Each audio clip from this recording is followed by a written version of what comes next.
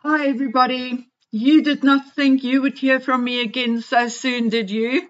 Well, if the poo-poo and the doo-doo hits the fan, it hits the fan. And now we are ceremoniously being informed that Prince Harry, Prince of Great Britain, Duke of Sussex, Baron Kilkeel, and Earl of Dumbarton, and his wife are working hard to prepare American voters for a possible deepfake onslaught during the election year in the United States.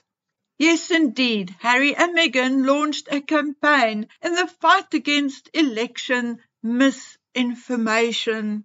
Oh, on how many levels is this wrong and dangerous? Well, I know you are all brilliant and clever and you all know what it means to have a constitutional monarchy, but let's just touch on the basics. Here is a short definition and description of a constitutional monarchy. The monarch is a de facto head of state or then purely a ceremonial leader. The Constitution allocates the rest of the government's power to the legislature and judiciary.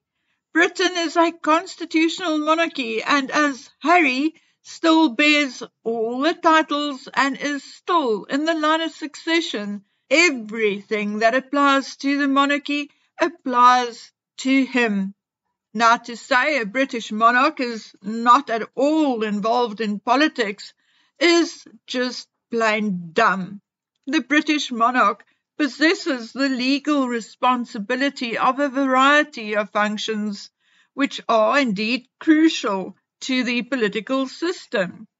Among those are appointing and removing the Prime Minister and other ministers, dissolving Parliament to bring about general elections, approving the most important laws by granting royal assent, appointing members of the House of Lords, acting as head of the armed forces, being the head of the Church of England, and granting honours. However, regardless of all of that and the contents of the red box, since King Charles I lost his head following the English Civil War, it has now been instilled in royalty that they are representing the entire country and should therefore steer clear of party politics. So it is simple. The British royal family's position requires the support of parliamentarians on either side of the political divide. So to support one party over another will definitely lead to trouble and should be avoided at all times. Now, there are numerous reasons why other countries should care about Britain and its monarchy. But for our purposes, let's stick to the simple and understandable. The British monarch is a symbol of national unity, or he's supposed to be, okay? And basically, the United Kingdom's own living billboard advertising stability, unity, identity, and purpose. And as we all know, Elizabeth II really was like a walking, talking billboard for the United Kingdom every day, every minute of her reign. And she did a fantastic job to highlight the best qualities of her country. Now, we are not going to talk about Charles as her successor today. We'll do that some other time. But what is important to understand is that in order to maintain this image of soft and neutral diplomacy, the British monarch and his family has no place whatsoever in the politics of another country. None. When we look at the United States, where the British prince now resides, we have to think about the American Revolutionary War, or then the War of Independence, which started in 1775 and ended with a peace treaty in 1783.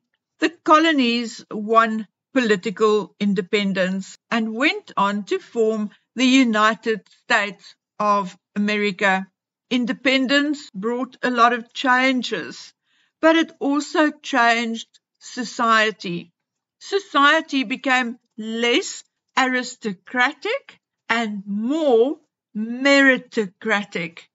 And now, 241 years later, a British royal with no education, definitely not of sober habits, a man who called the American Constitution and the First Amendment bonkers, and his wife, whose mental stability is questionable, to interfere in American politics and to involve himself in the most sacred of the political process, namely the right to vote.